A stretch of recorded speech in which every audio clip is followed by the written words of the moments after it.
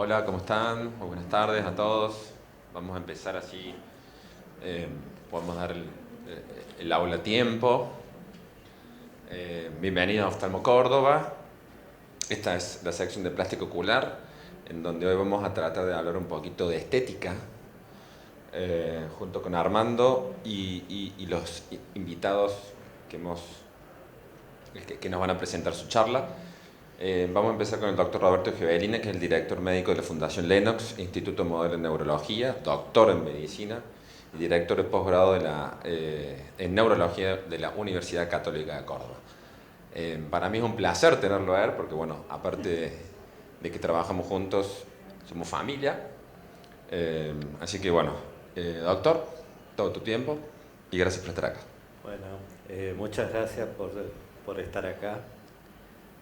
Voy a hablar ahí ese título puede espantarlos un poquito, pero no voy a hablar de enfermedades neurológicas que no tengan relación con los ojos, ¿tá? Así que quédense tranquilos.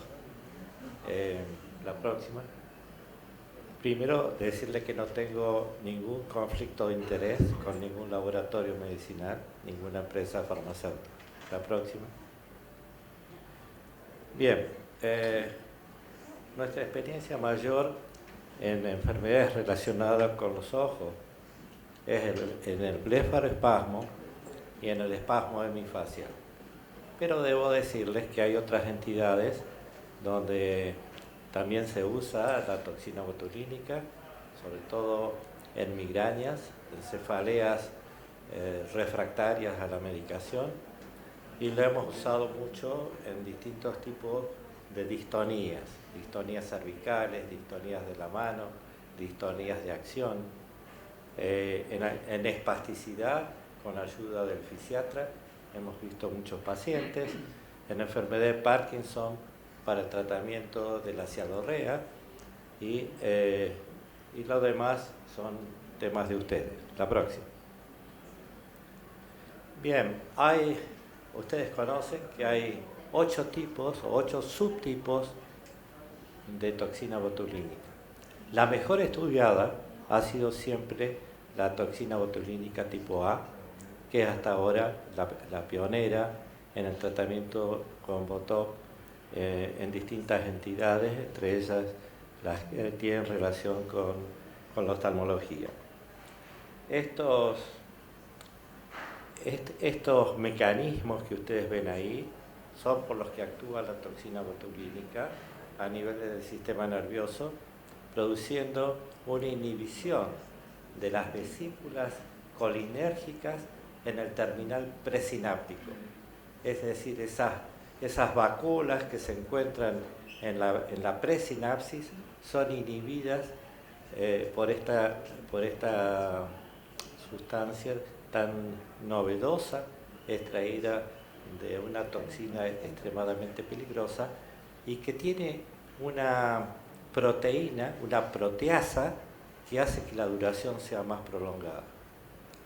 Otros mecanismos también están implicados sobre el sistema autonómico, sobre todo el sistema autonómico relacionado con el músculo liso. El primer mecanismo que hemos visto está relacionado con el músculo estriado. En cambio, este segundo está en relación al músculo liso y el tercer mecanismo es una inhibición colinérgica a nivel de las glándulas, y lo que a ustedes les interesa seguramente son con las lágrimas el mecanismo más frecuente oftalmológico. Ustedes la conocen, viene en un vial que es de 100, ahora viene también de 200 unidades y se diluye con una solución salina. Depende, si es 100 se hace con 4 y si es 200 se hace, si es 100 se hace con 2 y si es 200 se hace con 4. Lo que queda una concentración en esta jeringa que usamos de 1 mililitro, cada 0,1, cada medidita de esta, lleva 5 unidades. En mi experiencia, y para pasarle mi experiencia a ustedes, deberían utilizar dosis bajas hasta que tengan experiencia. Después uno ya puede ir utilizando dosis más altas y variables de acuerdo a la sintomatología clínica que presente el paciente. La duración de la preparación, una vez preparada, la toxina dura 4 horas. Hay nuevas toxinas, una que se llama INCO, toxina botulínica, que se llama Xiomin, el nombre comercial, que tiene mayor duración y nos da buenas expectativas para abaratar costos si no se utiliza el vial completo. La duración del efecto es entre 3 y 4 meses, de acuerdo a la sensibilidad individual, de acuerdo a la dosis que utilicemos, pero más o menos el promedio de duración es entre 3 y 4 meses de efecto. ¿Por qué tiene esta duración nada más? Porque se produce una denervación colinérgica, dijimos, de los músculos implicados semiológicamente, pero después el nervio hace sprouting es nuevo crecimiento de botones sinápticos que hacen que la sintomatología clínica reaparezca. En mi experiencia, en las dos entidades que vamos a ver, en blefaroespasmo y espasmo hemifacial, que son los casos que ustedes pueden ver, en ambas situaciones, después y llamativamente, el paciente no vuelve a tener tanta gravedad, tantas secuelas relacionadas con esta entidad después de las primeras inyecciones. Sí necesita nuevas, pero nunca de tal gravedad. La próxima. Bueno, el diagnóstico, tanto del blefaroespasmo y el espasmo hemifacial, es un diagnóstico clínico. No hay otro método. Pero que se llama el reflejo del parpadeo, mejor llamado blink reflex, nos da una idea de cuál es el compromiso que se encuentran en estos pacientes. Ustedes saben, o quizás se han olvidado, que la vía trigémino-facial es la que está implicada en el blefaroespasmo y en el espasmo hemifacial. ¿Qué hacemos? Se estimula desde la región supraorbitaria, se estimula a 4 a 6 estímulos supramáximos, se ponen electrodos en ambos párpados, en ambos orbiculares de los párpados y una tierra en el mentón. Y allí, después de 4 a 6 estímulos, tenemos primero una onda. Esa onda que se llama R1 nos mide la velocidad de las fibras rápidas del trigémino. Pero el que nos interesa más, eso dura más o menos unos 10-12 milisegundos. Pero lo que interesa más en ambos ojos es R2. R2 va desde el núcleo del trigémino al nervio facial. Como hay una inhibición, se prolonga R2 en ambos ojos, en el blefaroespasmo y en el espasmo hemifacial en el lado comprometido. Esto es interesante, no siempre se hace, pero ante una duda diagnóstica se puede recurrir a esto. El diagnóstico, repito, es clínico. La próxima. Bueno, este es un señor con blefaroespasmo, donde hay una contracción del orbicular de los párpados, bilateral y sostenida, pero con una particularidad interesante. Si ustedes se fijan bien, el párpado inferior, quizás en la foto no es muy decidora, pero el párpado inferior se eleva un poquito y del músculo frontal no se eleva. Esto sirve para diagnóstico diferencial, como vamos a ver próximamente. Si se compromete la parte inferior de la cara con contracción del músculo macetero, se llama síndrome de May.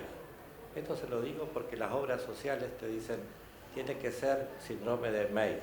A veces blefaroespasmo sin MEI, no hay necesidad que sea MEI, pero en los casos severos sí lo es. Como ustedes ven, el punto glabelar está bien contraído en este paciente, y el diagnóstico diferencial debemos hacerlo con la apraxia en el elevador del párpado. La próxima. Acá les voy a dar un tip que es interesante. Cuando uno le dice al paciente, fuera de un espasmo sostenido, le dice levante los párpados, no lo puede levantar. Una incapacidad en seguir las órdenes del médico. En la apraxia del elevador tenemos dos cosas diferentes, que son estas. El paciente eleva los músculos frontales, esto es muy interesante, y el párpado inferior no se eleva, justo lo contrario del blefaroespasmo. Los otros dos detalles no son tan importantes, pero sí estos dos que les estoy enumerando para hacer el diagnóstico diferencial. ¿Por qué? Porque estos andan peor, estos pacientes andan peor. A pesar, y el segundo tip que les doy, es que apliquen siempre el botón en la región pretarsal. En los márgenes del párpado va a ser importante para tener una mejor respuesta en la apraxia del elevador, que repito, no es tan eficaz como en el blefaroespasmo. Pero esto hemos visto errores de colegas que con el tiempo los hemos observado, les aseguro. Hemos visto errores por confundir la apraxia del elevador con el blefaroespasmo. La próxima. Esta es nuestra experiencia. Nuestra experiencia en 28 años de hacer próxima de es 51 casos de blefaroespasmo, 138 de espasmo en un paciente.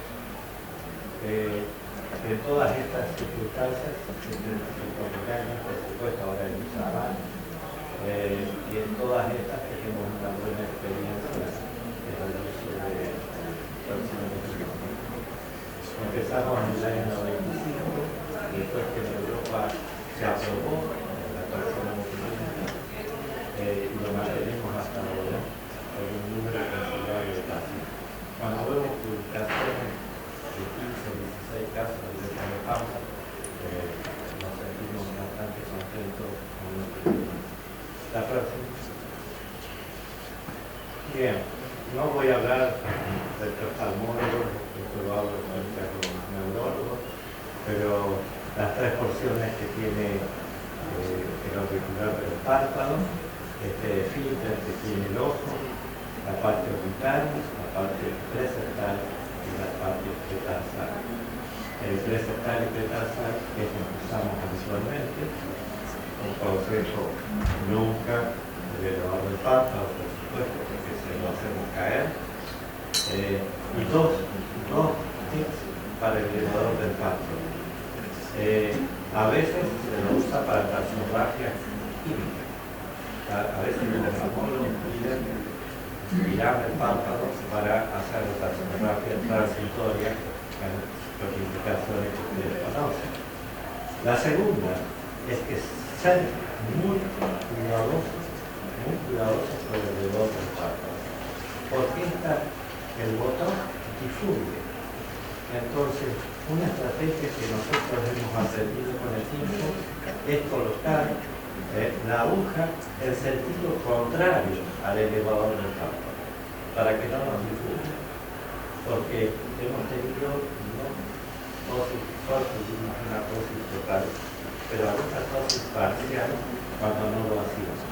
Entonces, colocar la aguja en ambos sentidos contrarios al elevador del párpado.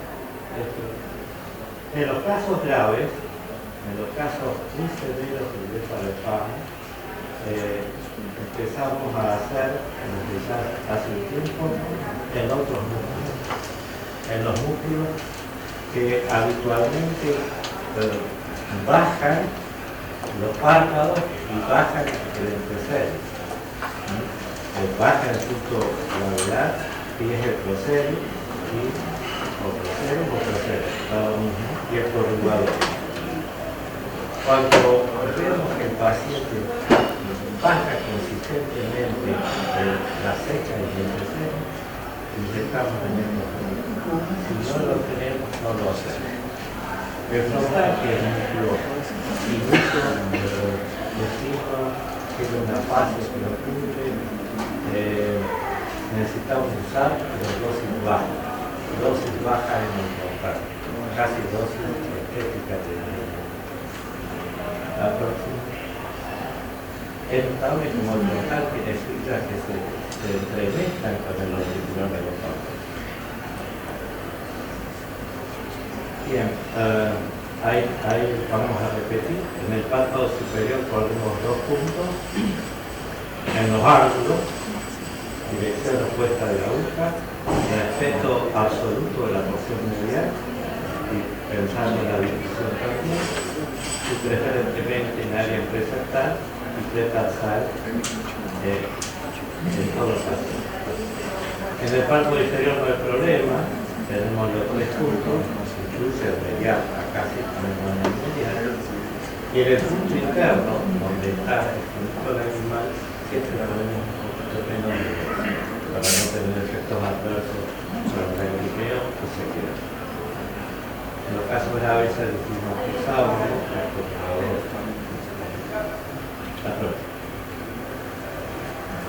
la segunda entidad es el espasmo hemifacial. El espasmo hemifacial puede ser primario o puede ser secundario. Primario quiere decir idiopático, que no sabemos acá. Secundario es a distintas entidades. La más importante o la más frecuente es la parálisis facial periférica. Siempre que hay una parálisis facial periférica severa, sobre todo si es intracoyuntal, la chance de tener un espasmo hemifacial crece sustancialmente.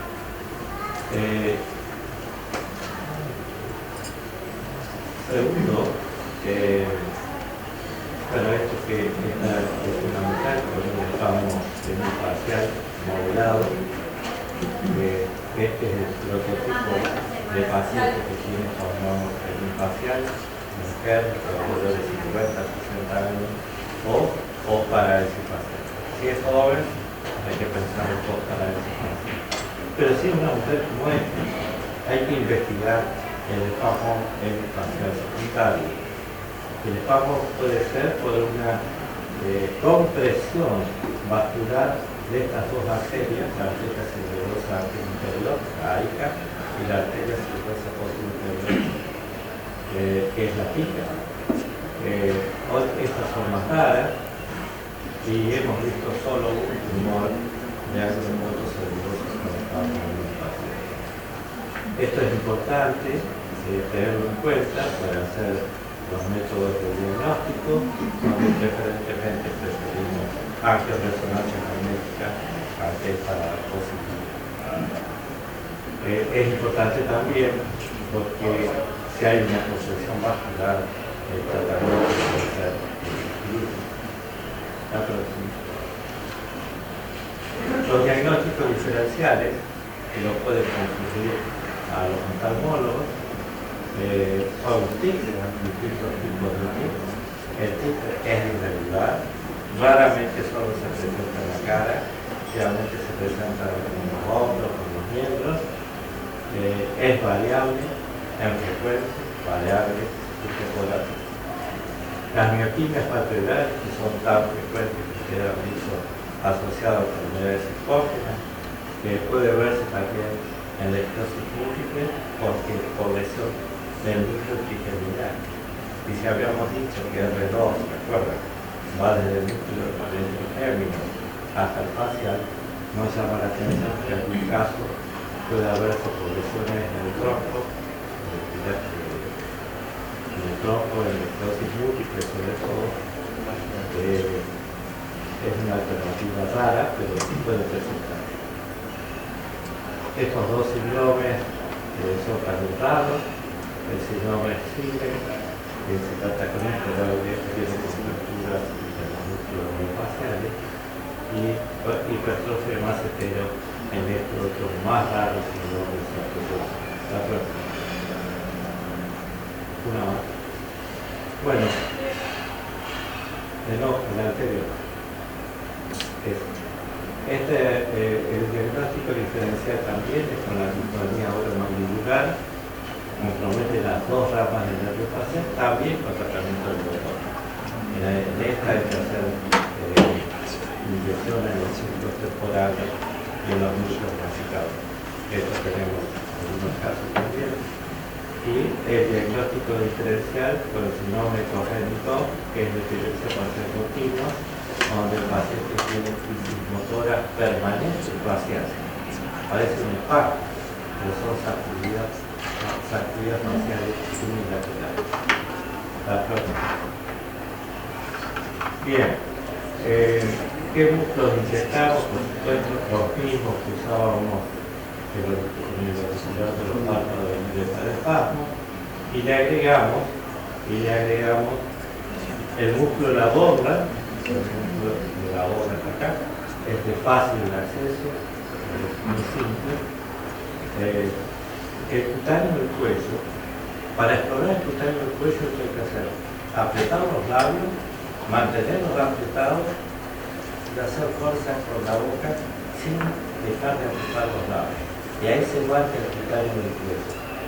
Hay pacientes con espasmo facial que tienen un cordón prácticamente de cutáneo, que ahí es donde lo aplicamos y les da un grado de satisfacción enorme hacer este músculo del cuello que muy poca gente lo hace. El cigomático, mucho cuidado. El cigomático hay que hacerlo de la altura del malar y tener cuidado que no difunda a lo interior de los labios y metir el labio. Entonces hay que hacerlo con mucho cuidado, con una dosis muy baja en el músculo cigomático. Y en los casos severos hacemos lo que hacíamos antes, con el dolor que se frontal, y le llamamos el buccinador. El buccinador, si ustedes palpan el macetero, también adelante de nuestro macetero. También baja 2. La próxima. Conclusiones, de esto termino. El tratamiento con motor tiene sus dificultades, porque tiene dolor, tiene pocos efectos adversos si se respeta la anatomía como velocidad. El blefaroespasmo tiene que ir la cifra. Este es el bestseller de nuestra patología, es el blefaroespasmo. Cada vez que nos llega uno, estamos felices porque la respuesta va a ser equilibrada entre el 90 y el 95%. Todavía tenemos el primer paciente con blefaroespasmo y todavía no estamos tratando. Con mucha satisfacción. El espasmo miofascial baja, más o menos yo diría 60-65%. Esas son estadísticas en el mundo. Los intervalos de tratamiento cada 3 a 6 meses, depende del paciente. Esto es un dilema, ¿no? Porque el paciente quiere que dure más. Esta es la realidad. Por los costos que tiene, etc. Pero si ustedes lo hacen demasiado seguido, pueden producir anticuerpos. Los pacientes hacen autoanticuerpos, no antes de los 3 meses. Nosotros a los pacientes les decimos 4. Cuando está desempleado, los 3 lo hacen. Pero si no, decimos mostrar 4 meses mínimo para volver a colocar, porque lo va a producir autoanticuerpos y no va a responder. Los efectos adversos generalmente son transitorios, leves, realmente es por locución. La tosis es sin duda el más grave. La visión doble. Tenemos un paciente dentro de esos pacientes que cada vez que necesitamos hace hemos probado todo, bajar la dosis, hacer que hasta pensamos que podía ser psicológico, pero hacer que le dure un par de semanas y después es el excepción. Bueno, en sujetos jóvenes, con el spam, yo los mando a cirugía. La cirugía es una cirugía compleja, hay que meterse en los pares craneanos y tiene que ser en manos de experiencia. Se hace esta técnica de Naneta con una duración extremadamente alta. Entonces a alguien joven que lo vamos a tener que hacer toda la vida con espasmo facial lo mandamos así. El doctor es tratamiento de elección en la mayoría de los casos. Muchas gracias.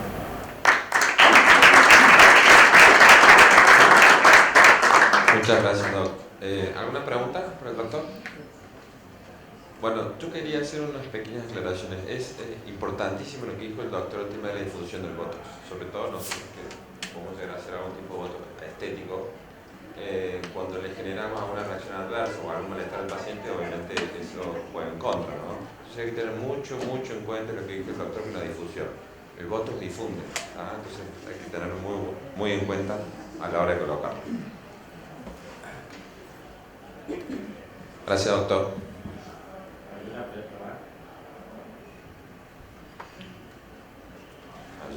Clau. Yo tenía un maestro que decía, cuando no hay preguntas, dos respuestas. O nadie entendió nada, o no sirvió para nada. Elijan el La doctora Claudia Duarte se va a ir preparando. La doctora es médica de staff del Hospital Italiano acá en Córdoba para hablar de blefaroplastia no quirúrgica. Muy buenas tardes. Bueno, antes que todo quiero agradecer a los organizadores de Oftalmo Córdoba, en especial al doctor Alonso por la invitación, por la oportunidad y a ustedes por estar presentes. Yo voy a hablar de blefaroplastia no quirúrgica, el mal llamado plasma láser, por eso figura entre comillas, ahí es la forma comercial que se vende esta tecnología, pero en realidad es tecnología de plasma. La próxima, por favor. ¿Qué es el plasma? El plasma es el cuarto estado de la materia. Todos conocemos tres estados, el sólido, el líquido y el gaseoso, pero hay un cuarto estado que es el plasma justamente, que es nada más y nada menos que un gas ionizado. Son átomos que están con carga eléctrica, que si los sometemos a un campo electromagnético tienen la capacidad de emitir un haz eléctrico. En la naturaleza, ¿cómo lo vamos a ver? Como los rayos de una tormenta. Eso es plasma justamente. En los dispositivos que se usan a nivel médico, lo que se genera es un arco de plasma, ¿sí? Un haz eléctrico que lo que va a hacer es generar calor, digamos una quemadura sobre la piel del paciente, y ese calor va a difundir y va a generar retracción del tejido con estimulación de colágeno y elastina, fomentando la mejoría del tejido conectivo. La próxima, por favor. Eso genera una lesión. Es el resultado, una quemadura controlada, puntiforme, tiene más o menos el tamaño de una cabeza de un alfiler. Y lo que genera esa quemadura, como les decía recién, es la estimulación. El calor difunde a través de la piel y es un daño controlado. ¿Por qué? Porque va a actuar únicamente a nivel de la epidermis. No actúa, o sea, llega a dermis, pero por difusión del calor, ¿sí? No es que va a atravesar la lámina basal de la dermis, y es la razón por la cual esto no genera cicatrices y es una buena opción en pacientes que no quieren tener cicatrices para, bueno, ser más estéticos, digamos. Se produce una contracción inmediata de la piel por esta quemadura y empieza la estimulación de los fibroblastos con generación de colágeno y elastina secundarios. La próxima. Esto, bueno, no tengo un puntero, pero les explico. ¿Tenés?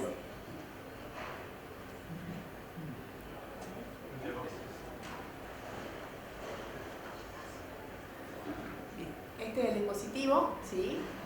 No toca la piel del paciente, eso es muy importante. Hay muchos dispositivos a nivel comercial, pero el plasma no tiene que tocar la piel del paciente. Si el plasma toca la piel del paciente, se tiene que cortar. Y esa es la forma en la que funciona. Nosotros tenemos el dispositivo eléctrico, que es lo que tiene carga, nuestro paciente, la piel del paciente, que es la carga cero, neutra, y el estado gaseoso, ¿sí? Donde va justamente la ionización de esos gases, estimula y forma el arco eléctrico, ¿sí? Tenemos el dispositivo, la epidermis del paciente, y por debajo la dermis.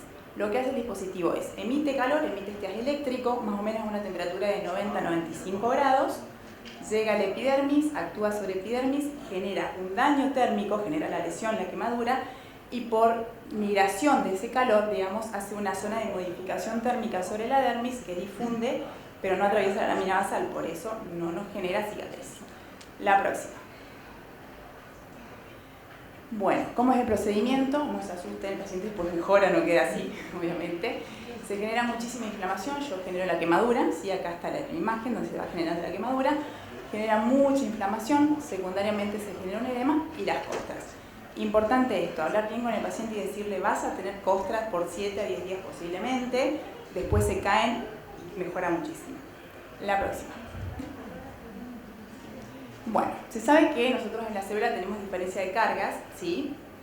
Tenemos un interior de membrana con una carga negativa, en el exterior está la carga positiva. El envejecimiento lo que genera es una alteración de estos potenciales, de estas cargas, y se genera, bueno, el envejecimiento y la alteración de la piel. Al hacer pasar la corriente continua del plasma a través de las células, generamos nuevamente un cambio en ese potencial, lo restablecemos y se traduce externamente en un mayor tensado de la piel. La próxima. Bien, hay distintos tipos de anesteticismo para tratar con plasma. Obviamente hoy nos vamos a encargar de la parte de blefaroplastia, pero es muy bueno para lo siguiente. Vamos a la próxima.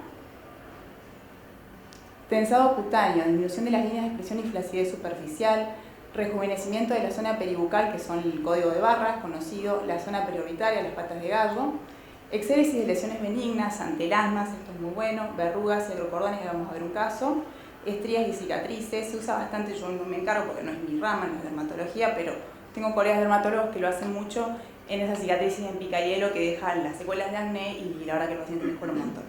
La próxima. Bueno, vamos a la próxima. Como sabemos, la blefarocalacia es un problema que suscita a la mayoría de las personas a medida que pasa el tiempo, se va alterando el tejido conectivo, vamos perdiendo colágeno, elastina, ¿sí?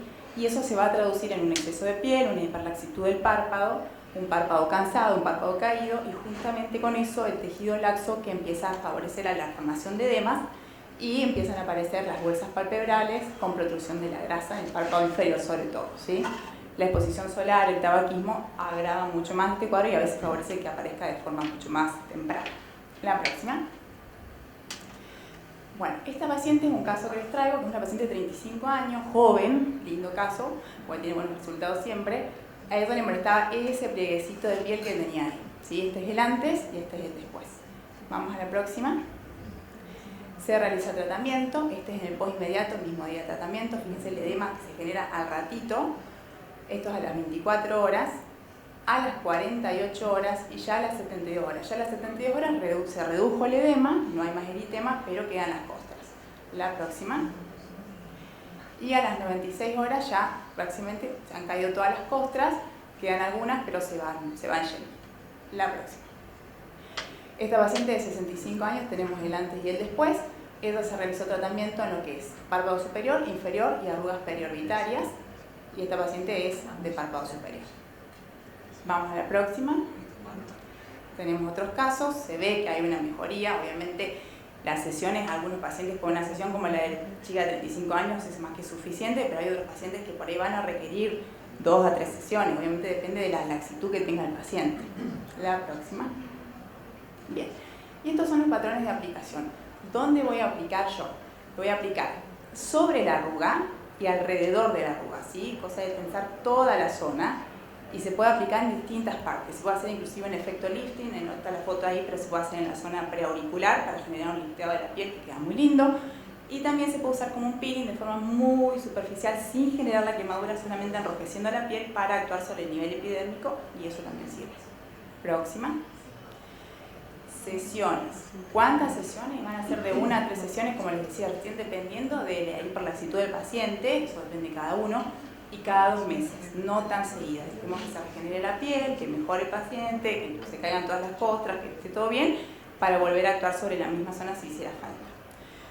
Las retracciones van a depender, como decíamos, de la laxitud de la piel, del envejecimiento cutáneo que tenga el paciente y de los hábitos y cuidados que presente también. Próxima. Esto es importantísimo. Yo normalmente cuando voy a tratar, primero me fijo el fototipo del paciente, si son fototipos altos, tipo 4, o personas que vengan, que tengan mucho melasma, muchas manchas, la verdad es que prefiero no tratarlo porque posiblemente queden hiperpigmentaciones posteriores al tratamiento y son difíciles de tratarlas después, entonces es preferible restringir eso. Se lo derivamos al cirujano, al oculoplástico, y si no vamos controlando, pero no lo hago. Si son personas que tienen algunas manchas, pero no tanto, incluso si son personas de fototipo claro, se puede hacer un pretratamiento, yo lo suelo hacer, con una crema magistral, que es un formulado magistral, que es una crema despigmentante que tiene hidrocortisona, hidroquinona, ¿sí? Y a la vez lo asocio con un despigmentante como ácido glicólico o como por ejemplo ácido retinoico. Son 10 días previos al tratamiento que se realiza la aplicación una sola vez al día.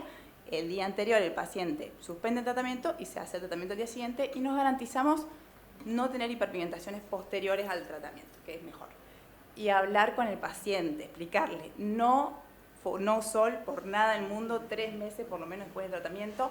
Si son pacientes que son adictas al sol, no se lo hagan porque van a tener secuelas seguramente. Y una vez que se caen las costras, hidratación de la piel y mucha protección solar, factores altos mayores a 50 por lo menos. Higiene habitual, higiene con jabón neutro directamente, agua y nada más. Y bueno, mantener la zona hidratada como les explicaba recién. La próxima. Bueno, las ventajas son el daño controlado, temperatura del plasma estable, no vamos a dejar hematomas ni cicatrices, como les explicaba, no atravieso lámina basal de dermis, por ende yo no voy a generar cicatrices con este tratamiento, si lo hago bien. La esterilidad del plasma, no tiene consumibles, esto no tiene que ser un solo dispositivo con una puntera, no tenemos por qué estar cambiando las puntas, si hay que cambiar puntas, fíjense el equipo, porque posiblemente no sea plasma láser, no el plasma láser. Anestesia, el uso de anestesia, yo uso anestesia tópica, un combinado de lidocaína con tetracaína en crema y normalmente cuando actúa a nivel de párpados uso abones de lidocaína al 2%. Y los resultados son visibles en el momento con una mejoría progresiva a los días. Vamos a la próxima. Esto es importantísimo, las diferencias con el electrocauterio, ¿sí? Ambos actúan usando el mismo sistema, digamos, de la generación del arco eléctrico. Pero el electrocauterio tiene esta particularidad. Alcanza 200 grados o más, o sea que esto sí me va a atravesar la lámina basal, el electrocauterio sí corta y sí deja cicatriz, generando un daño térmico ya en la dermis muy marcado. A diferencia del arco de plasma, como les explicaba, llega a la piel con una temperatura, a la epidermis con una temperatura más o menos de 95 grados, difunde a dermis, a ese nivel ya está alcanzando los 70 grados y genera una difusión hacia la periferia, digamos, pero no me va a atravesar la lámina basal, por ende no voy a dejar cicatriz. Vamos a la próxima. Contraindicaciones. ¿Está contraindicado en el embarazo? Sí, no por daño al feto en realidad porque no hay nada estudiado, pero sí por el hecho de que la embarazada tiene mayor predisposición a hacer hiperpigmentación, así que no voy a agarrar, se lo voy a hacer a una embarazada porque voy a tener secuelas. Lesiones en la zona de aplicación, obviamente si hay una lesión no voy a ir a trabajar sobre esa zona. Epilepsia, porque es el arco, ahí lo vamos a ver en un video, pero se ve es como un estímulo luminoso, que si bien no es un estímulo luminoso, pero puede generar alguna crisis. Marcapaso cardíaco y lo que les decía recién, cuidado con los fototipos altos, ¿sí? Hay que comprometer al paciente si tiene un fototipo alto y se lo quiere hacer, compromiso con consentimiento informado por medio de que se va a colocar la protección, de que va a usar el protector solar y va a venir a los controles como nosotros pidamos, ¿sí? La próxima. Este paciente es un paciente con santelasma, se le realizó el tratamiento y a los 45 días ya no tenía más la lesión, obviamente se ve un poquitito de retracción ahí en la piel porque hace 45 días que se lo había hecho, pero respondió perfectamente. Vamos a la próxima, que es el video. Perdón, la próxima. Y ese es el video, si lo pueden pasar.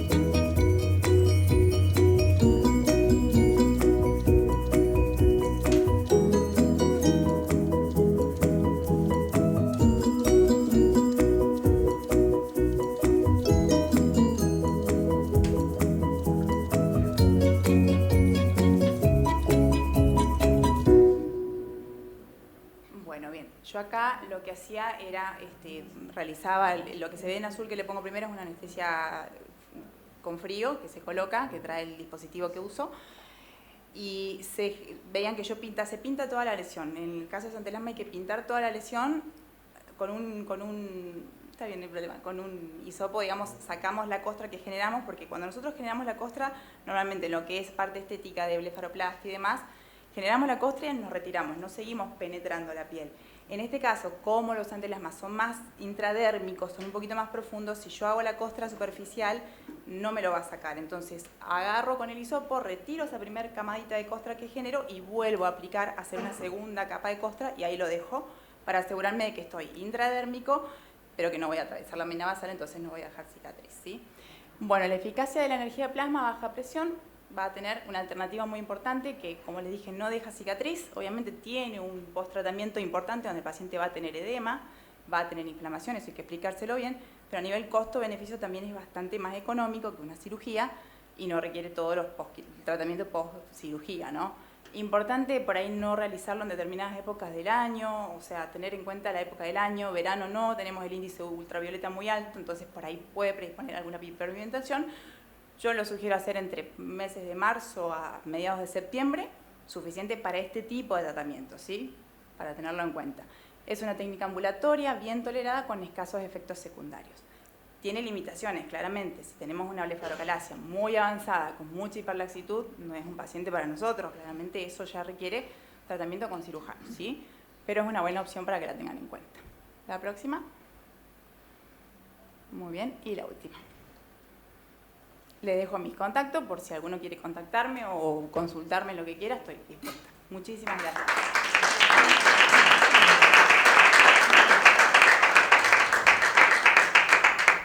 Excelente, Clau. ¿Alguno tiene alguna pregunta? Clau, ¿cómo preparas al paciente pre y post? Pre lo hago con crema despigmentante, ¿sí? Es un preparado que se hace en una formulación magistral, que lo prepara cualquier farmacia que haga formulados magistrales. Tiene hidroquinona, ¿sí? Para despigmentar, hidrocortisona al 1%, que es corticoide para calmar la inflamación, y a la vez, normalmente yo uso ácido retinoico al 0,05, son 10 días previos, el día anterior no te lo colocas, decís una vez al día, ¿sí? Y después ya haces el tratamiento y post tratamiento haces el control. Yo lo que siempre sugiero es darle al paciente un combo, es decir, yo te hago tratamiento con cierto valor, le pones el precio y le das la crema despigmentante vos, te aseguras de eso, y a la vez le das el post-tratamiento, que yo normalmente uso la Cicaplasma UME, que viene con protector solar, y a la vez te encargas de hidratar, le das todo eso. Antibiótico nada, ¿no? No, porque no sangra eso. No sangra, no sangra. Y la lidocaína cuando la haces tópica es lido sola porque no hace falta hacerla. Genial. ¿Y ese paciente con el santelasma, le hiciste una sola sesión? ¿Una sola sesión? Una sola sesión y anduvo bárbaro.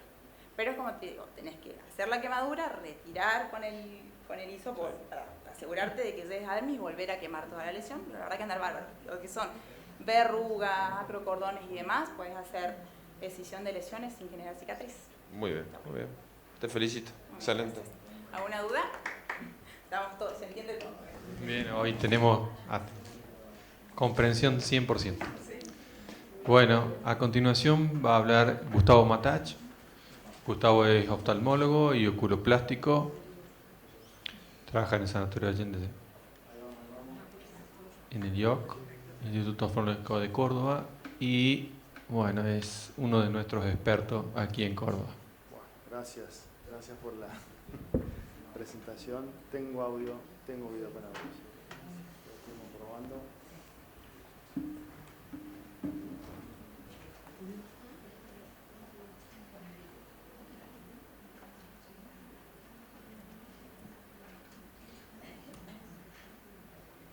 Muy bien. Bueno, gracias al doctor Alonso, gracias a los doctores Jovelina, es un placer estar aquí nuevamente en el Oftalmo Córdoba 2022. Y bueno, como escuché anteriormente que hay muchas cirugías de catarata, nosotros estamos un poquito haciendo nuestro cursito de oculoplastia que siempre es bienvenido. Yo les voy a hablar de básicamente mi experiencia y un poco de cómo mejorar personalmente los resultados en la cirugía de blefaroplastia, ¿no? Y cuando hablamos de blefaroplastia, en este caso puntual es blefaroplastia superior, pero es aplicable algunas cosas para la blefaro también inferior. Mis 5 máximas o mis 5 tips que puedo decir así para resumir son el marcado correcto, que creo que lo puse arriba porque es lo más importante, la anestesia y la hemostasia, en la cirugía, corregir la ptosis, y esto es más que nada algo diagnóstico que se hace antes de ir al quirófano, fijar la ceja en el intraoperatorio y por último algunos detalles en el cierre palpebral. Y todos estos nos llevan a una blefaroplastia exitosa. El marcado palpebral, como les dije, para mí es lo más importante. Consta de 2 etapas. Una es el marcado del pliegue palpebral, que en los hombres es entre 7 y 8 milímetros, en las mujeres un poquito más.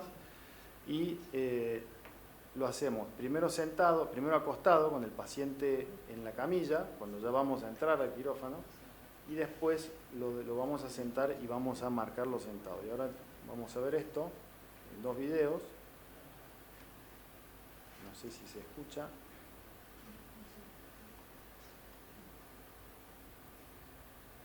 No. Y ese va a ser el lugar donde va a ser nuestra incisión más baja. Este es el marcado del pliegue con el paciente acostado, y ahí tenemos una regla porque simplemente... La pregunta es por qué 10 milímetros, porque es el lugar donde se forma el pliegue en la mayoría de los pacientes. Generalmente en algunos pacientes es menos y en otros es más. En las mujeres es un poquito más, o sea, generalmente es entre 9 y 10, en los hombres es entre 7 y 8 milímetros.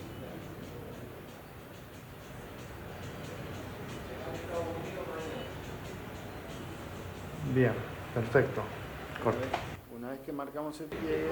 Y ahora lo que hacemos es hacerla mirar al frente y vamos a marcar el lugar donde queremos que vaya nuestra incisión superior, que es más difícil, obviamente, porque está sentada, y en este caso, por ejemplo, la piel es muy laxa.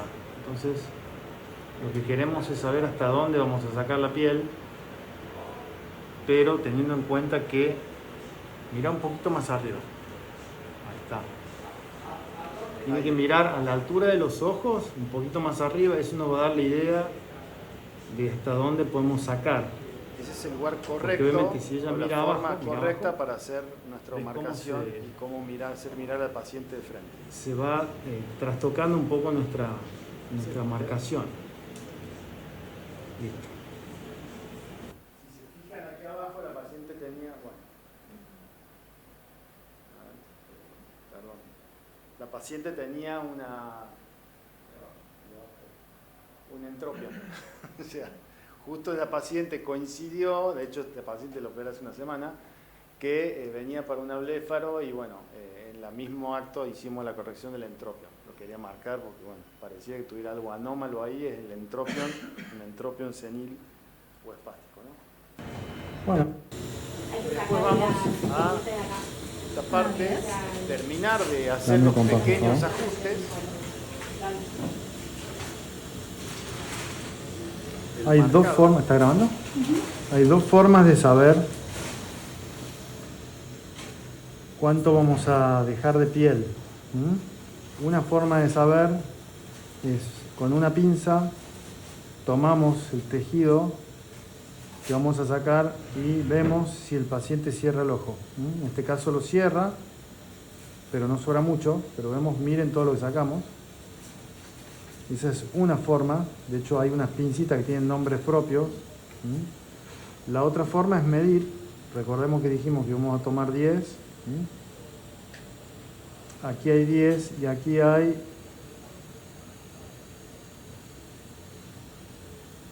Así es más fácil.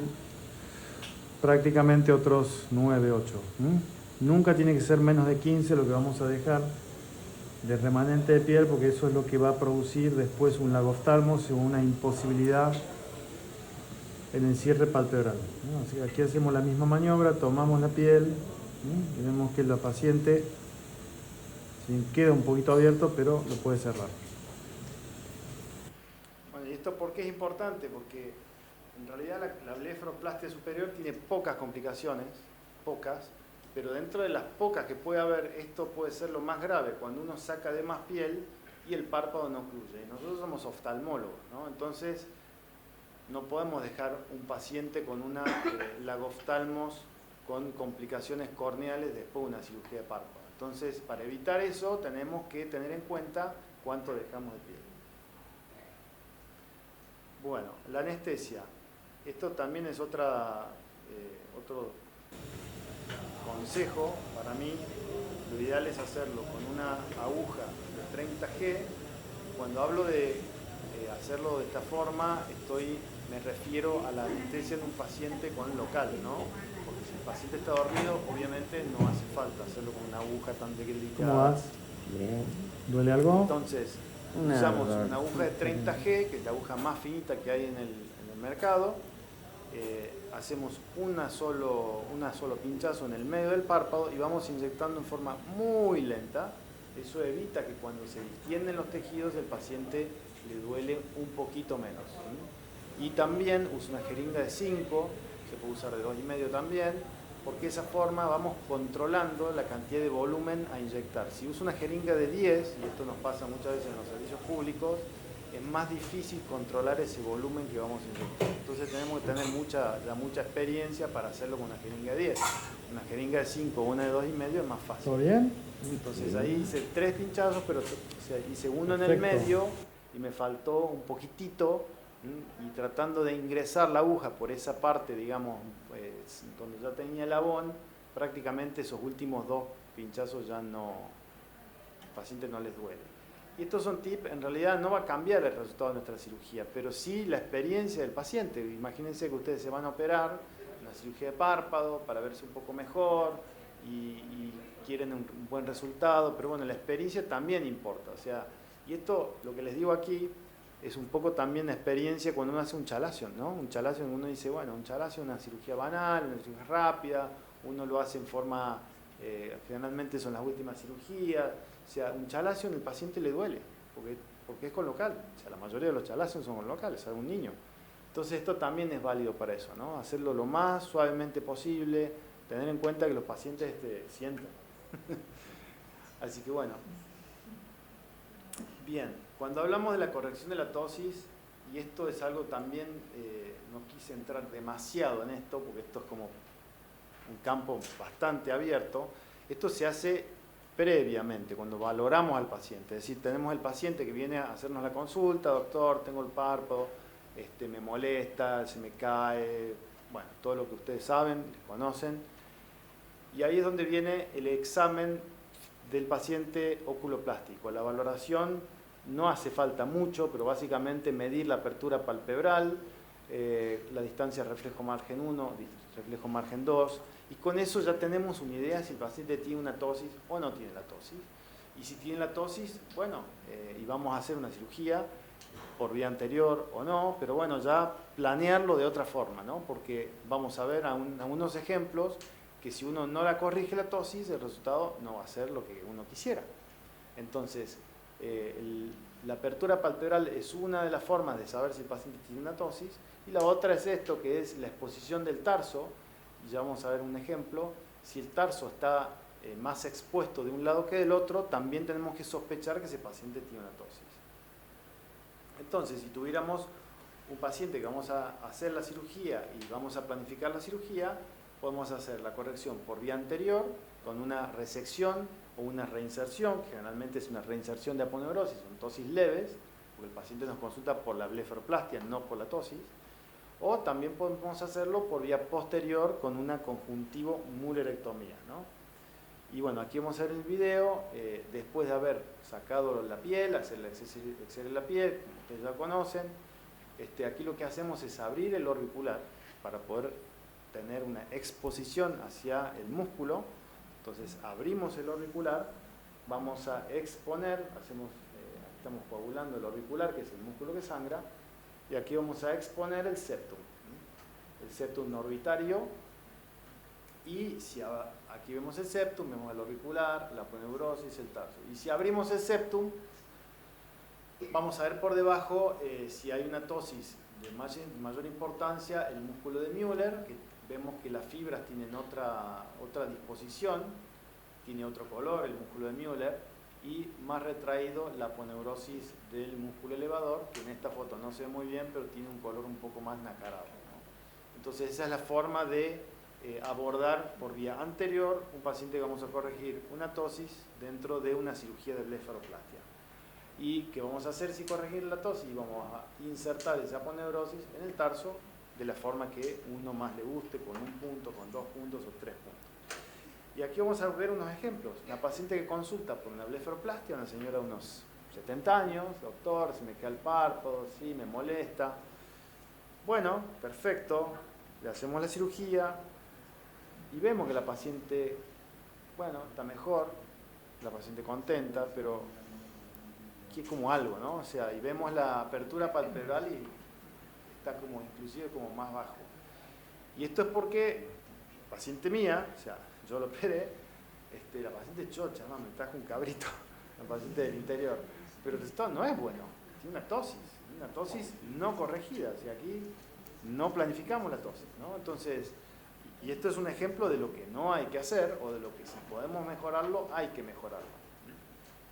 No corregimos la tosis residual, ¿no? Este es otro caso, una paciente que viene a la consulta, doctor, el párpado se me cae. Bueno, aquí tenemos varias cosas y nos orientan un poco.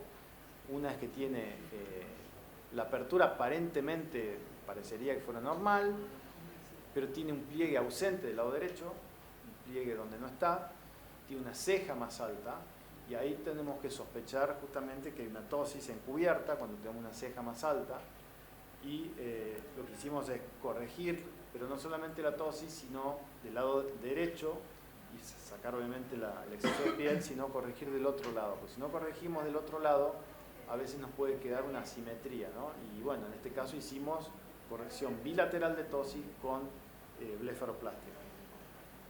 Esta es otra paciente que consulta por una tosis, miren, la tosis es leve, muy leve, y a veces uno duda, dice, pero realmente operar esa tosis, si no me queda bien, el resultado va a ser peor. Bueno, porque el paciente quería corregir obviamente también el exceso de piel, ¿no? Y estos son los casos para mí más difíciles. Lo que hicimos fue un abordaje por vía posterior, una conjuntivomulerectomía. Como le dije, no me daba para hablar de todo ese tema, pero bueno, es simplemente para explicar que a veces uno puede mejorar los resultados de la tosis de las blefaroplastias corrigiendo estos detalles, ¿no? Entonces hicimos eso con la técnica de Puterman y la paciente contenta. Y otra de las cosas que yo hago para mejorar los resultados es la fijación de la ceja. Esto no tiene mucho secreto, está en todos los libros. Si uno se pone a pensar de que vamos a sacar piel del párpado y después vamos a suturar esa piel del párpado, ¿qué va a pasar? Por gravedad algo nos va a caer la ceja, ¿no? Y estéticamente, o sea, queramos o no, es una cirugía cosmética. Si bien los pacientes, no, me molesta, no veo, pero en el fondo todos quieren verse mejor, el cirujano quiere que el paciente se vaya contento. Entonces, la posición de la ceja forma parte de ese combo de darle un resultado más óptimo a nuestros pacientes. Si sacamos piel y la ceja queda ahí como la dejamos, generalmente tiende a caer. Entonces, de esta forma lo que hacemos es anclar la ceja, y ahora van a ver cómo, es dar un punto al reborde orbitario, al orbicular, y aquí lo vemos en el video, después de haber hecho la exéresis de la piel. También a unos le llaman sutura de Brasier, porque fue el que lo describió. Y fijamos con esa sutura, yo lo que generalmente uso es un Prolene 5 ceros. El único detalle aquí que hay que tener en cuenta es que si uno da esa sutura muy cerca, en el auricular, muy cerca de la piel, me va a quedar una escotadura, que después obviamente va a notarse esa escotadura y eso es un mal resultado. Entonces la idea es darlo un poco profundo al auricular y que no se note, ¿no? Bien. Y por último el cierre. El cierre también es importante. Aquí no hay esto no es, digamos, esto tiene que ser así o de una forma u otra. O sea, el cierre de la piel, cada uno cierra como más le guste. De hecho se puede usar puntos separados, puntos de surjet. Y bueno, yo usaba un surjet hasta que una amiga me dice, ¿por qué no haces un intradérmico? Me dice, el resultado a largo plazo es el mismo, pero la verdad que se ve muy lindo. Bueno, la verdad lleva un poquito más de tiempo, por eso aquí pasó en cámara rápida, pero el resultado en los primeros días, la verdad que es, por lo menos lo que yo he visto, que hace poco que lo estoy haciendo, es bastante bueno, ¿no? Entonces también es importante, porque como dije anteriormente, esto no es solamente el resultado final a los 2 meses, sino en los primeros días. Ven cómo se ve bastante bien, ¿no? por ahí cuando uno hace un surjet se contrae un poco la piel y te queda como un poquito más arrugada, en fin. Entonces, bueno, hace poco empecé a usar esto y la verdad que estoy contento con eso. Como conclusión, hay que conocer la técnica, todas son pequeñas cositas que vamos sumando para mejorar los resultados, y en la decisión de cuál es la mejor técnica también influye qué es lo que mejor a uno le sale. O sea, yo puedo hacer esto y a lo mejor otro cirujano no le sale, y bueno, entonces cuando uno conoce bien y sabe lo que le sale bien, elige lo mejor que le sale a uno a un paciente determinado, ¿no? Tratar de estandarizar los resultados, eso también me parece importante, no solamente en esta cirugía, sino en cualquier resultado, tratar de hacer un poco siempre lo mismo, y no en este le hago en aquel le hago aquel, o sea, si no, uno nunca puede saber o valorar bien el resultado de sus cirugías. Y en este tipo de cirugías, usar todos los medios disponibles para disminuir el edema y la inflamación. Esto también es válido para cualquier cirugía, pero cuando uno se opera los párpados, los pacientes que preguntan, y doctor, ¿cuándo puedo ir a hacer gimnasia? ¿Cuándo me puedo poner a trabajar? ¿Cuándo? Bueno, todos se quieren a la semana estar así, perfectos, como si. Entonces ahí juega todas estas cositas que nos pueden ayudar. A todos los pacientes le damos hielo a las primeras 48 horas, le decimos que duerman las primeras 48 horas con la cabeza ligeramente levantada con 2 almohadas. Y hace tiempo ya que uso el árnica en glóbulos. El árnica es un medicamento homeopático. No hay ninguna prueba científica, nada científico que pruebe que el árnica es mejor. Yo lo probé una vez que me caí, tuve una hematoma tremenda en la pierna. La verdad que funciona, no sé cómo, pero la verdad que es algo que suma. No tiene reacciones no tiene reacciones adversas, no tiene contraindicaciones. Así que bueno, todo esto suma para que los pacientes mejoren en el postoperatorio. Así que bueno, por último, gracias doctor Alonso, es un placer estar aquí y compartir, como siempre, en fin, espero estar siempre presente en Oftalmo Córdoba. Gracias.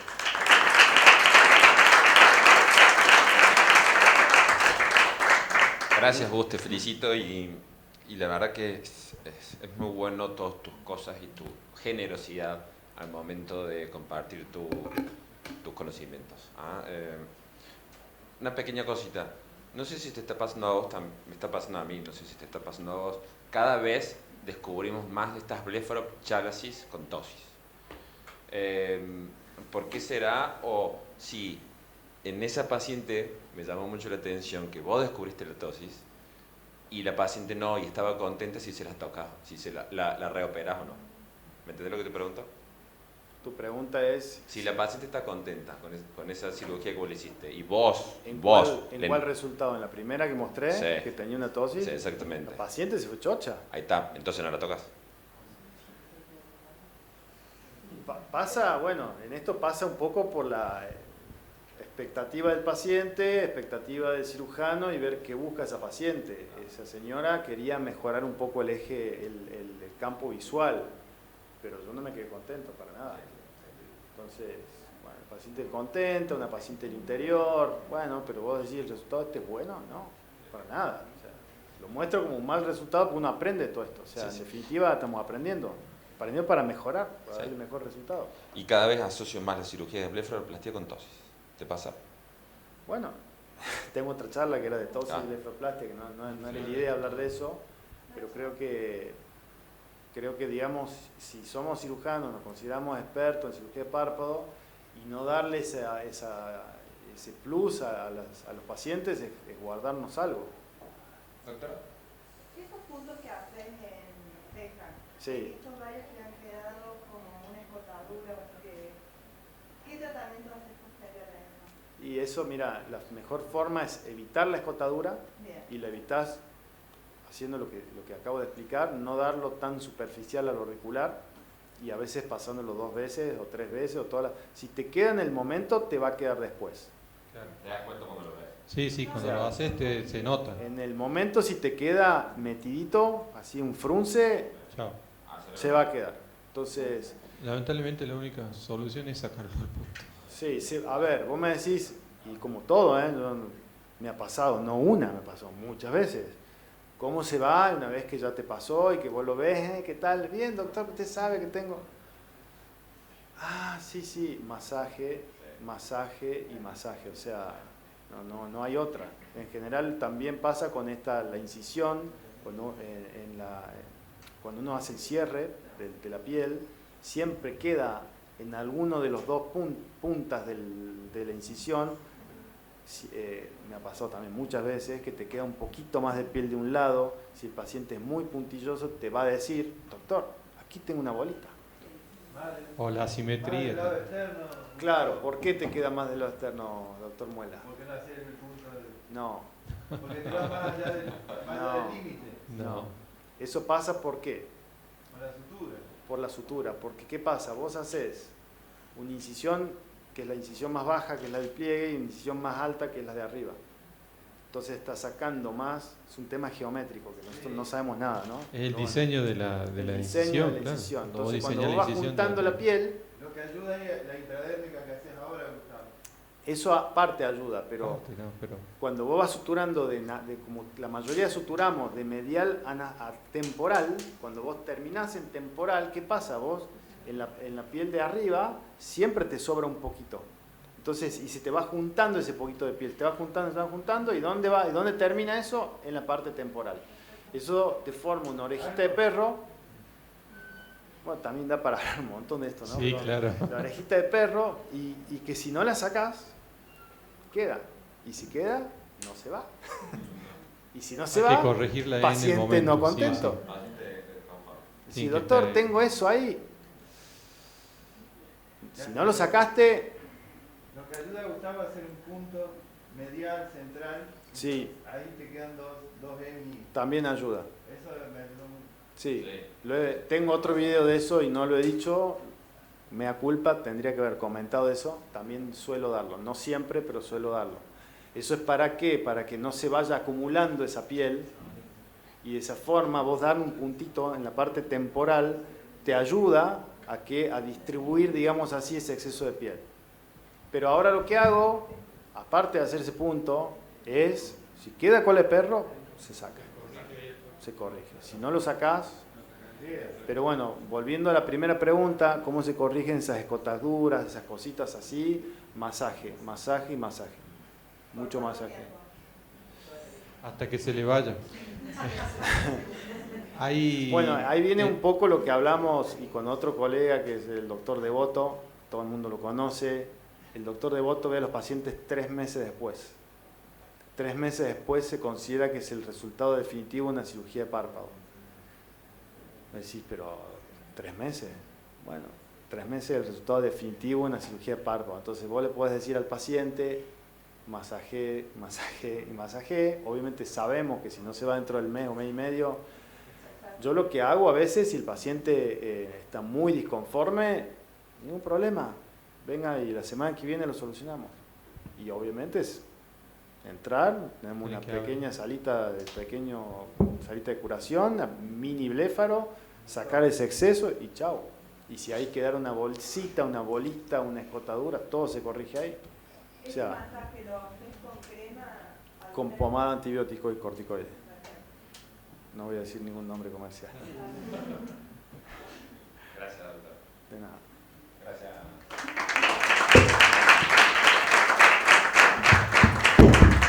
Doctor Armando Hausberger, médico oftalmólogo y oculoplástico de larga trayectoria, ya nos va a hablar un poquito de toxina botulínica. También estamos compartiendo ahora consultorios y trabajamos juntos en la clínica Reyes Gevelina. Armando.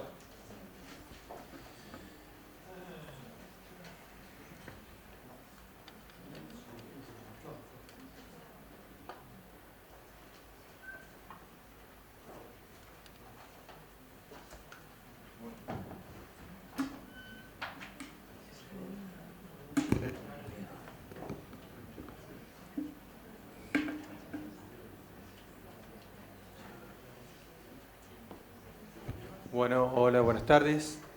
Buenas tardes a todos por estar aquí, por seguir aquí. Bueno, en honor al tiempo vamos a ir, si voy muy rápido me avisan y nos volvemos, pero yo voy a hablar sobre toxina. Antes de empezar, no tengo ningún interés comercial ni relación con ninguna de las toxinas en el mercado. lamentablemente. La idea, el objetivo de esta charla es hablar sobre, hacer un recordatorio del mecanismo de acción de la toxina y los usos actuales o nuevos usos o toxina hoy, como le gusta decir al doctor Alonso. Como saben, el nervio libera unos neurotransmisores que al llegar a la placa neuromuscular producen la contracción de los músculos. En condiciones normales, la acetilcolina viaja en unas vacuolas, en unos sacos que cuando llegan a nivel de la placa se unen a unos receptores en la membrana que permiten que la acetilcolina avance y active la placa neuromuscular produciendo la contracción. Cuando inyectamos toxina, esta toxina al entrar al nervio libera una proteína que produce una deleción de estos receptores a nivel de la membrana. Entonces, de ese modo, cuando la acetilcolina es liberada y llega a la membrana, rebota sin poder pasar hacia la placa neuromuscular. Esta propiedad de la toxina lo ha permitido usarla en múltiples patologías. La más frecuente es, o la que empezamos todos, al menos cada vez que empezamos a usar toxina, hablamos sobre las arrugas de la frente o de la glabela, ¿sí? O la típica y conocida pata de gallo, que casi todos tenemos cuando nos preocupa algo. Lo que se está hablando últimamente, y es lo que Ignacio quiere que hablemos, es sobre lo que la gente le llama baby toxina o microtoxina o mesotoxina. La verdad que las diferencias son mínimas, pero básicamente lo que estamos hablando es utilizar pocas dosis en muchas aplicaciones, ¿sí? En vez de utilizar pocos puntos con altas dosis, como en la parte roja, en los puntos rojos, utilizar menos dosis, pero en mayor cantidad de aplicaciones. De ese modo nos permite buscar estrategias nuevas en el tratamiento con este tipo de toxina. Por ejemplo, en este caso, podemos hacer microtoxina en todos los músculos que generan depresión de la ceja. Entonces, de este modo generamos una especie de efecto lifting natural, ya que el frontal tiene menos músculos antagonistas que estén compitiendo contra esto. También se puede usar en combinación, ¿sí? Hacer toxina habitual y microtoxina para los distintos pacientes. Recuerden que si bien hay algunos patrones universales, todos estos tratamientos son a medida. Cada paciente requiere un tratamiento, una dosis, una ubicación, porque no todos utilizamos igualmente los músculos. Incluso de un mismo lado, de distintos lados, somos asimétricos. El cuerpo humano es asimétrico, recuerden eso. Aquí tenemos un ejemplo del uso de la microtoxina en una paciente de 30 años, entre 30 y 40 años, que es el nuevo target de paciente que estamos teniendo, que quieren borrar esas arruguitas que ya ningún filtro de Instagram se los borra. Entonces, sí o sí, vienen a vernos, andan muy bien y no es una toxina específica, es una toxina habitual, digamos, tradicional, porque la verdad que la contracción glabelar es menor, pero sí podemos trabajar sobre este tipo de arrugas, ¿sí? En este caso, una paciente de mayor edad, que aparte de que hicimos un tratamiento combinado, aparte de hacer toxina sobre la pata de gallo, también hicimos sobre la zona mediofacial para mejorar el aspecto de la piel que genera esas pequeñas contracciones finitas que a la paciente le molestaba. El uso de la toxina a mí me gusta mucho porque es muy segura. Al hecho de ser reversible, nos da mucha tranquilidad y nos permite poder ir variando, ir mejorando en cada aplicación que vamos haciendo. En este caso, los pacientes volvió a los 4 o 5 meses, exactamente igual como habíamos empezado. Un día estaba en mi casa y recibí un mensaje de Instagram de una paciente que me decía que le habían hecho toxina y que no había funcionado. Entonces le había recomendado que me venga a ver. Bueno, le dije que venga los viernes de 14 a 18, estoy en Alta Córdoba, ya saben todos los espero por ahí. Y bueno, intenté stalkearlo un poco, no tenía ninguna foto. Bueno, es a veces habitual esto, así que tuve que esperar sí o sí hasta que llegó al consultorio. Cuando la llamé por sistema, abrí la puerta de mi consultorio y la paciente se presentó y era Coco. Obviamente, esta señora no tiene indicación de toxina, o sea, sus arrugas son estáticas. Entonces, el profesional que la trató antes hizo una mala elección de paciente y una mala elección de tratamiento. Es muy, muy importante poder elegir correctamente el paciente y darle el tratamiento adecuado, ¿sí? En este caso, esta paciente vino a verme porque se había operado los párpados, porque tenía los párpados caídos. La verdad que siguen caídos, pero a ella lo que más le molestaba era la ptosis de su ojo izquierdo, que no la dejaba hacer nada, porque tenía recaído el párpado. La verdad que con mucha ganas encontramos una microtosis, 500 micras, 626 micras. Así que opté por hacerle una microtoxina en el orbicular, pretarsal, como explicó el doctor Jovelin al principio, siempre bien en el borde del párpado y siempre con la aguja apuntando hacia afuera para evitar la difusión de la toxina. Por supuesto que la cité 3 semanas después para asegurarme que la toxina haya funcionado y bueno, la paciente volvió con un aspecto mejor, ¿sí? La verdad que si le prestan atención, un poco entre la acción de la toxina y el hecho de haberse hecho algún tratamiento para esa toxina, esa tosis que tanto le molestaba, cambió realmente su mirada. Si prestan atención, ambos párpados mejoraron. Yo creo que también tiene que ver un poco el entusiasmo, le puso más ganas para abrir después del tratamiento. Así que bueno, son pequeñas modificaciones o tratamientos que son nuevas estrategias de tratamiento para nuevos casos.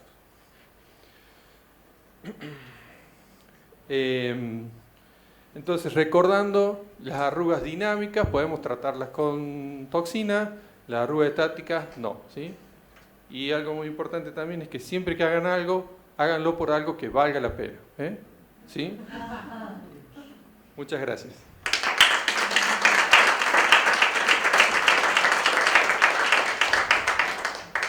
¿Preguntas? Sí, yo. Dale, Betty.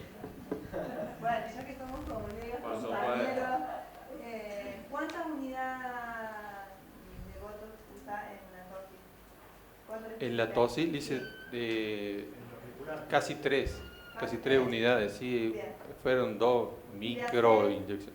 ¿Pero le haces separado? No, están pegados ahí como lo viste en la imagen. Se los hago pegados de la mitad hacia el tercio. Hacia afuera. Sí, para evitar... ahí, ¿ves? No sé. Ah, no tengo pantalla. ¿Me mostrás pantalla, por favor? Sí. Ahí. Ya que lo tengo trabajando conmigo, ¿Lo ves? Ahí. Sí. Siempre de la mitad para afuera. Lo que estás haciendo es relajar el auricular. El auricular para disminuir el músculo antagonismo, que es lo que hablábamos. La Claro. pregunta que yo te hago, porque me ha pasado no haciendo arriba sino abajo, es si no te altera la oclusión. No, en esta dosis, en este caso de esta paciente, no. Te cerraba perfectamente. Sí, cerrado bien. Sí. A mí lo que me ha pasado, la experiencia que tengo, no es para esto, sino para las retracciones del párpado superior por Graves, Sí. que también está, bueno, es uno de los tratamientos que ha sido descrito, y que los pacientes se quejaban de que No podían separar. sí, que costaba separar. Por suerte no me ha pasado todavía. Pero bueno, el que no tiene complicaciones es porque no hace nada.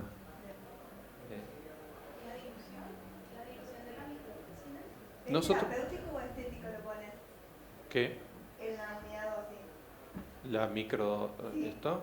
Bueno, en este caso fue, digamos, terapéutico barra psicológico, si querés.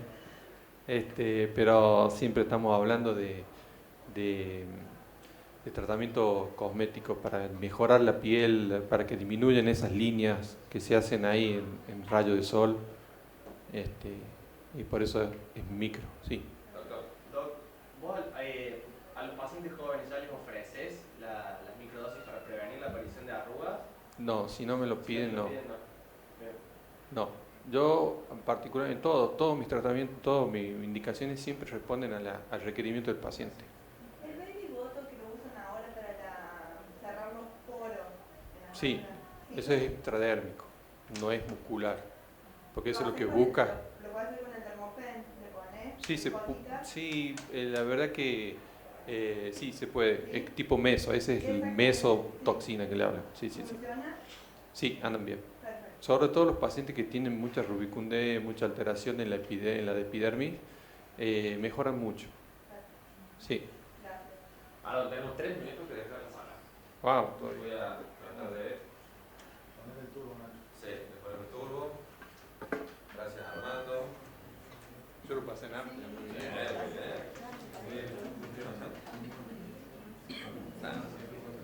A ver. Este lo podemos meter en show.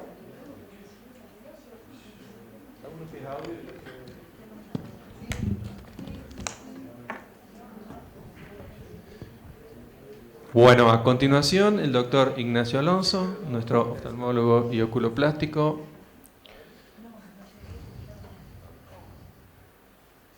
Nos va a contar sus secretos. Vino de 10 la charla que empezó Gustavo, vino de 10. Así que vamos a empezar a introducir un poquito en lo que yo me voy a meter. Lo mío no es una charla científica, sino una charla más personal y mi propia experiencia. Ya tengo 20 años en la oftalmología, aunque no lo parezca, pero ya hace un tiempo largo. Bueno, soy el doctor.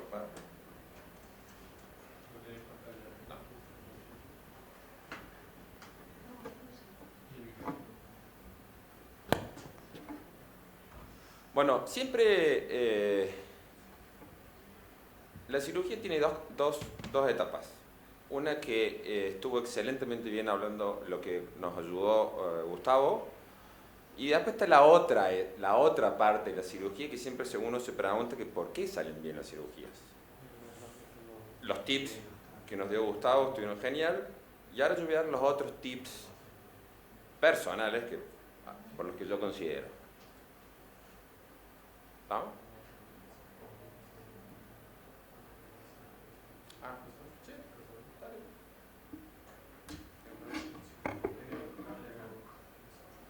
Sí.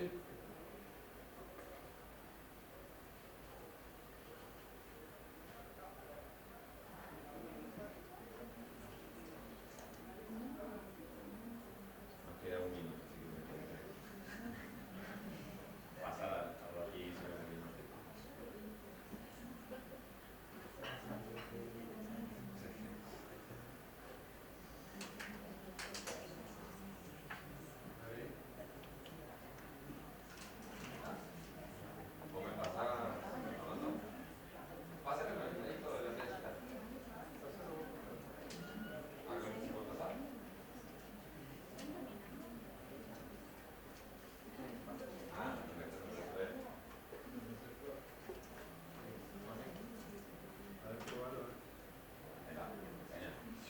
Bueno, esto es fundamental lo que les quiero explicar, porque según Pitágoras y su teorema dice que el orden de los factores no altera el producto. Yo puse un montón de diapos acá, que voy a pasar rapidísimo. No importa el orden de las diapos que yo puse, sino que todos tienen la misma importancia. ¿Ah? Lo que más, ¿de dónde empieza realmente a salir bien una cirugía aparte de los conceptos de luz? Acá. Nuestro lugar de trabajo. ¿Ah? Obviamente puede ser cualquier lugar de trabajo, un consultorio privado, un instituto grande, chico, mediano. Yo, por suerte, trabajo en el hospital italiano y en la clínica Reggio Ghibellina, que me dan una grandísima oportunidad. Entonces, ¿dónde empieza esto también? Aparte de nuestro lugar de trabajo, recurso humano. El recurso humano con el que trabajamos es importantísimo. El material y métodos. El material, el quirófano, nuestro instrumental, los equipos mecánicos, los equipos digitales, todo tiene que estar en correctas condiciones para que todo salga bien. Y los métodos, obviamente, la historia clínica, la digitalización, es importantísimo, las fotos, el registro, todo tiene una gran importancia. Sí, me acuerdo un gran maestro mío que me dijo una vez, Nacho, si vos querés ser el mejor cirujano del mundo, tenés que tener la mejor aparatología del mundo. A veces se puede, a veces no, más en este país, pero siempre trata. Y siempre tenés que tener dos de todo. 2 cajas, 2 pinzas, 2 tijeras. Siempre hay que tener todo doble, por 2. El quirófano, sentirse cómodo en su lugar de trabajo. Acá a veces pasamos más tiempo acá que en otro lugar. Entonces siempre hay que estar muy cómodo. Volviendo al recurso humano, si el recurso humano no está contento, estos son los que nos hacen ganar plata a nosotros muchas veces, ¿está? Porque miren esas caritas, obviamente, ellos, si no está nada autorizado, si tenemos problemas, ellos son los que muchas veces ponen un paciente en nuestro quirófano, ¿no? Siempre ténganlo en cuenta eso. Y obvio, de más está hablar, nuestro personal que está dentro del quirófano, los instrumentadoras, los anestesistas, los cardiólogos también, son todos colegas y son todas personas que tienen que estar en correctos funcionamiento. Y esto, ¿está? Lo dije al principio, lo vuelvo a repetir. El orden de los factores no tiene por qué alterar el producto. Entonces esto también lo quiero remarcar y recalcar. Y puse este paciente porque la verdad me vino los otros días y el mismo paciente agarra y me dice, doctor, yo a usted lo conozco de algún lado, usted lo conozco de algún lado. Y charlando con el paciente, este paciente lamentablemente fue el que me vendió los anillos de casamiento. Le digo, loco, me duraron 5 años los anillos, así que no te quiero ver más acá. ¿Tá? Pero uno nunca sabe lo que la vuelta de las vidas nos puede encontrar. ¿Tá? Como decía, la relación médico-paciente, a veces al paciente hay que tratarlo como un niño, como el paciente no sabe nada. El paciente vino con estas gotas y me dijo, doctor, yo no sabía cómo abrir las gotas. Las mordió, le pasó un cuchillo. A veces hay que sentarse al paciente y explicarle todo, hasta a veces cómo abrir una gota, ¿no? Y esta paciente también vino por la guardia, doctor, me está saliendo un gusano por el ojo. Pero le digo, vos tenés una cirugía de la vía lagrimal, ¿no te explicaron que te habían puesto un sello de intubación de vía lagrimal? No. A veces hay que explicarle todo, y hasta por demás. Como decía, estamos en el 2023 y hoy la digitalización está al alcance de todas nuestras manos. Está con un celular, tengo máquina de fotos, tengo internet, tengo todo a mi alcance de la mano. Y esta paciente me llamó mucho la atención, ¿se acuerdan, chicas? Fue una de las primeras pacientes que atendimos cuando estábamos abajo, hace casi 10 años, cuando llegamos nosotros al hospital Italia, ¿no? Tenía un tumor en el párpado, un tumor melánico, un tumor benigno, y en esa época yo andaba con mi maletín, y en mi maletín tenía mi maquinita de fotos, que en esa época usábamos maquinita de fotos, no teníamos celulares, la máquina de fotos era más o menos. Entonces esto es muy importante, y la misma paciente me dijo, doctor, cuando me decía, yo esto lo tengo hace años, lo tuve toda mi vida, y me trajo las fotos. Entonces, es importantísimo el registro visual, el registro fotográfico. Esta es la pacientita cuando tenía 2 añitos, 3, ¿tá? Y a veces de suma importancia este tipo de registros. Y otra cosa, nunca tampoco perdamos las esperanzas nosotros, porque si nosotros perdemos las esperanzas también se los vamos a hacer perder al paciente. Entonces hay que darlo todo por el paciente.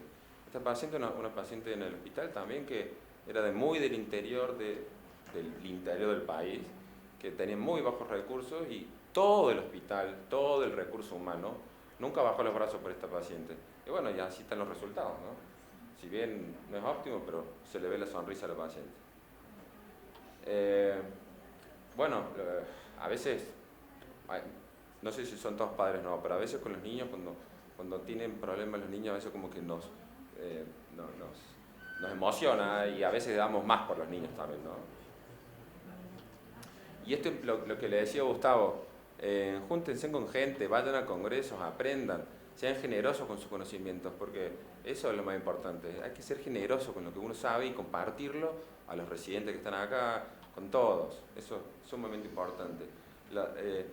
Y siempre manejarse con amigos, hacer práctica, ir al quirófano de los amigos, visitar a sus amigos, eso es importantísimo. Eso nos va a hacer no solamente mejores cirujanos, sino también como mejores personas y compañeros. Asociense con gente que uno quiera, también es importante, trabajen con gente. A veces trabajar solo es difícil, es muy difícil trabajar solo y sobre todo cuando recién empiezan.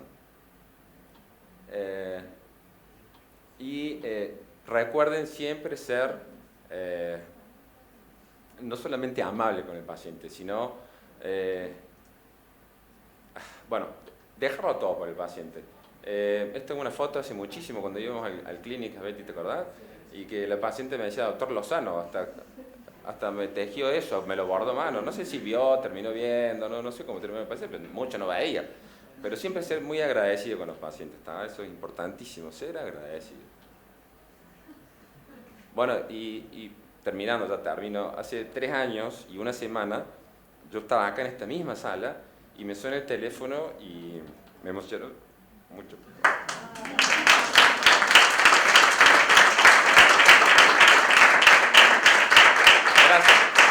Gracias a todos por estar acá. Ese era mi bebé.